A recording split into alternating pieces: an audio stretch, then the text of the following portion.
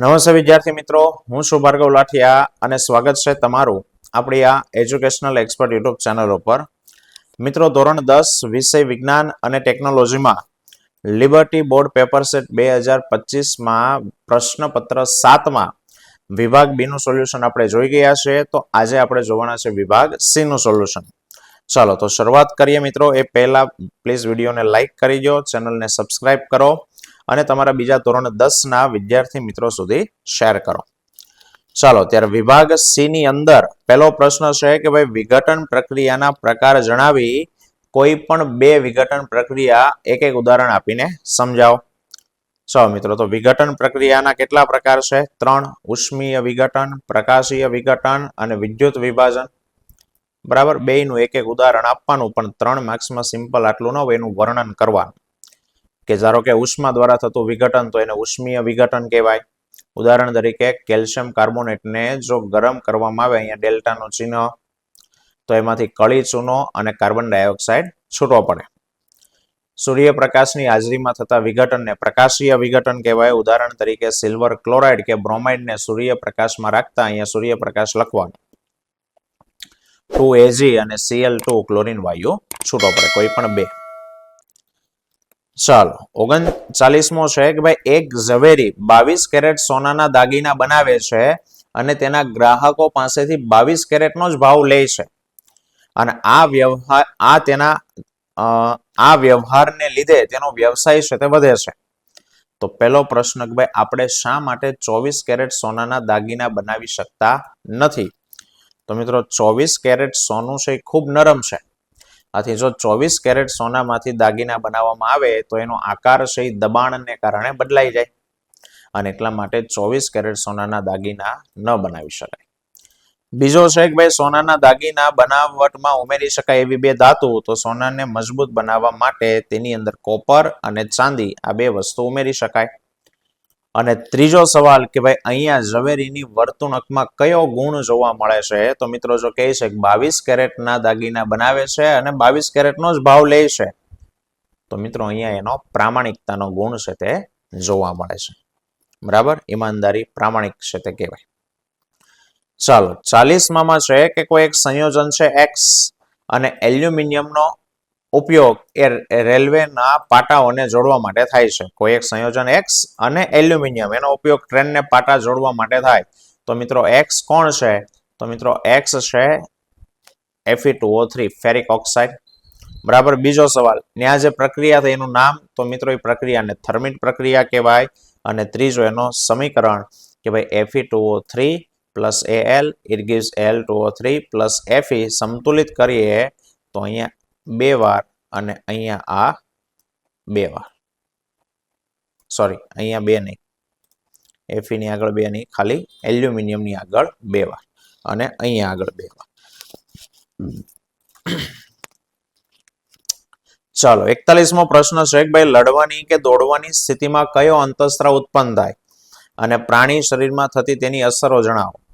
તો મિત્રો લડવાની કે દોડવાની સ્થિતિમાં જે અંતઃસ્ત્રાવ ઉત્પન્ન થાય એને કહેવામાં આવે એડ્રીનાલિન. એડ્રીનલ ગ્રંથિમાંથી એડ્રીનાલિન નામનો અંતઃસ્ત્રાવ મુક્ત થાય. બરાબર, અને એની આપણા શરીર પર થતી અસરો જણાવો. તો અસરોની અંદર આપણને ક્યાંથી આપી છે? અહીંયાથી કે ભાઈ હૃદયના ધબકારા વધે છે, જેનાથી આપણા સ્નાયુને વધુ ઓક્સિજનનો પુરવઠો મળી રહે. બરાબર, જ્યારે બીજું અસર પાચન અંગો અને ત્વચાની નાની નાની ધમનીઓની આસપાસના સ્નાયુઓ સંકોચાય ત્યારે ત્વચા અને પાચન તંત્રમાં રુધિરની પ્રાપ્યતા ઓછી થઈ અને કંકાલ સ્નાયુ તરફ થઈ જાય છે રુધિરની દિશા. અને ત્રીજું ઉરોદર પટલ અને પાસળીના સ્નાયુનું સંકોચન થવાથી શ્વસન દર છે તે વધે અને રુધિરનું દબાણ વધે, એમ પણ તમે લખી શકો. તો આ 4 અસરો થાય. ચાલો આકૃતિ પરથી જવાબ આપો. એને ઓળખો અને એનું કાર્ય. બી ને ઓળખો. ચલો પેલા એની વાત કરીએ. તો મિત્રો એ શું છે? તો કે એને કહેવાય પરાગ નલિકા. બરાબર, જો અહીંયા એન પરાગ નલિકા. તેનું કાર્ય તો કે નરજન્યુનું વહન કરે છે. ચાલો પછી બી ને ઓળખો અને ફલન પછી તેમાં શું ફેરફાર થાય? તો મિત્રો બી શું છે? અંડાશય છે. બરાબર, જો લખ્યું છે બી અંડાશય અને ફલન પછી તેમાંથી ફળ બને છે. અને સી શું છે તો કે મિત્રો સી અંડક છે. તો સી છે એ જો અહીંયા તીર ધ્યાનથી જો અંડક લખી શકો અથવા માદા જનન કોષ તરફ તીર જો કરેલું હોય તો બરાબર કે સી માદા જન્યુ અથવા અંડક છે નર જન્યુ સાથે જોડાય અને યુગ્મનજ બનાવે અને અંડકની અંદર આ યુગ્મનજનું વિભાજન થઈ ભ્રૂણ બને અને એ આગળ વિકાસ પામી અને એમાંથી બીજ બને. બરાબર. તો માદા જન્યુ તીર જોવાનું એક્ઝેક્ટ આકૃતિમાં અહીંયા સ્પષ્ટ નથી દેખાતું ભાઈ કઈ જગ્યાએ તીર છે. બરાબર. અંડક તરફ કે એની અંદર તરફ જો હોય તો અંડકોષ અને અંડકની તરફ માર્યું હોય તો એ અંડક છે. ચાલો અલિંગી પ્રજનનની પદ્ધતિના નામ આપો અને હાઇડ્રામાં કઈ અલિંગી પ્રજનન પદ્ધતિ થાય તે સમજાવો. તો મિત્રો અલિંગી પ્રજનન પદ્ધતિઓના 5 પ્રકાર છે. બરાબર 6 અહીંયા આપ્યા છે. ભાજન એમાં 2 પ્રકાર દ્વિભાજન બહુભાજન અવખંડન ના નહીં ન બરાબર પુનઃસર્જન કલિકા સર્જન બીજાણુ સર્જન વાનસ્પતિક પ્રજનન બરાબર કહી શકાય.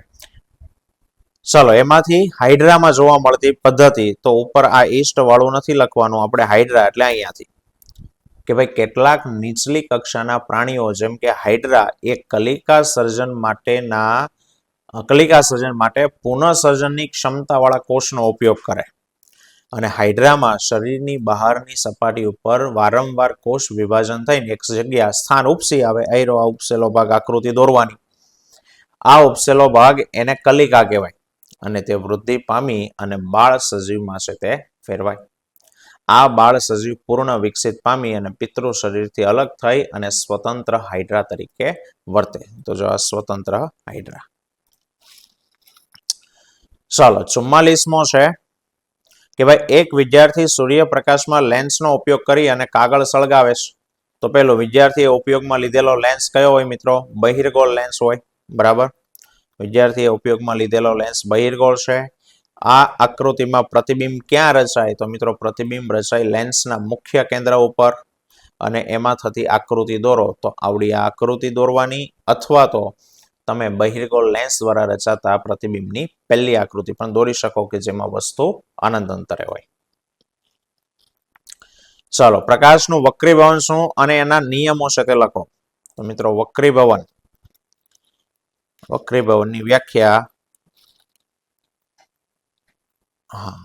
આમાંથી વ્યાખ્યા લખવાની આટલી કે જ્યારે પ્રકાશનું ત્રાંસુ કિરણ એક પારદર્શક માધ્યમમાંથી બીજા પારદર્શક માધ્યમમાં પ્રવેશે ત્યારે બે માધ્યમોને છૂટી પાડતી સપાટી પાસે તે સહેજ વાંકું વળે ત્રાંસુ જાય આ ઘટના એને કહેવાય પ્રકાશનું વક્રીભવન. બરાબર. અથવા કરીને બીજી વ્યાખ્યા લખી છે અથવા કરીને ત્રીજી કોઈ પણ એક. ચલો અને નિયમો શું છે તો કે પહેલું આપાત કિરણ વક્રીભૂત કિરણ અને બે માધ્યમને છૂટી પાડતી સપાટી પર દોરેલો લંબ ત્રણે એક જ સમતલમાં હોય. મિત્રો ભૂલ ન પડે અહીંયા કિરણ આવે કોણ ન આવે. બરાબર. અને બીજું પ્રકાશના આપેલા રંગ તથા આપેલા માધ્યમની જોડ માટે આપાત કોણના સાઇન અને વક્રીભૂત કોણના સાઇનનો ગુણોત્તર અચળ હોય. આ નિયમ એને સ્નેલનો નિયમ પણ કહેવાય. સાઇન આઈ છેદમાં સાઇન આર બરાબર અચળ જેને જ માધ્યમ 1 ની સાપેક્ષે માધ્યમ 2 નો વક્રીભવનાંક કહેવાય. ચલો અને આપ્યું છે કે ભાઈ અવરોધો R1 અને R2 વોલ્ટમીટર એમીટર કળ બેટરી અને વાહક તારને લઈને અવરોધોના સમાંતર જોડાણ માટેનો પરિપથ દોરો. તો મિત્રો સમાંતર જોડાણનો પરિપથ દોરવાનો કીધો છે. બરાબર. ચાલો તો સમાંતર જોડાણનો આ પરિપથ દોરી દઈએ. આકૃતિ પણ ફેર ખાલી એટલો રહેશે મિત્રો કે અહીંયા આપણે 3 અવરોધો જોડ્યા છે પણ તમને રકમમાં 2 જ કીધા છે એટલે આ ત્રીજો નહીં જોડવાનો. ત્રીજો નહીં 2 જ અવરોધો જોડવાના એટલે તમારી આકૃતિ આ પ્રમાણે થાય. આ પહેલો અવરોધ બરાબર આ બીજો અવરોધ અને બાકી એમીટર બેટરી કળ આ પ્રમાણે અહીંયા એમીટર ટૂંકમાં 3 ની જગ્યાએ તમારે કેટલા અહીંયા મૂકવાના 2. બરાબર. અને એવી રીતે લખાણમાં પણ 3 નું લખાણ નહીં કરવાનું 2 નું જ લખાણ છે તે કરવાનું. આગળ કીધું છે કે અને સમાંતર જોડાણના સમતુલ્ય અવરોધનું સૂત્ર તારવો.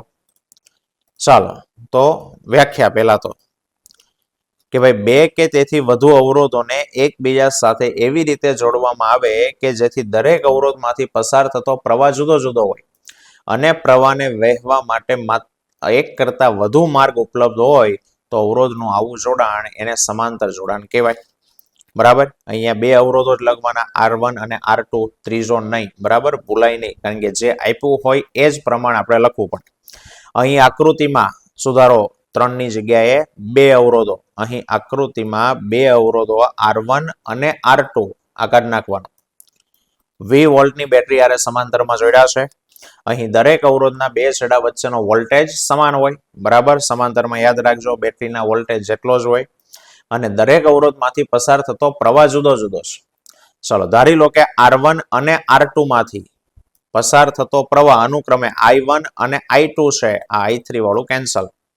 જે કુલ પ્રવાહ I જેટલો થાય તો I બરાબર I1 પ્લસ I2. આ તમારે નહીં આવે. સમીકરણ નંબર 1 આપો.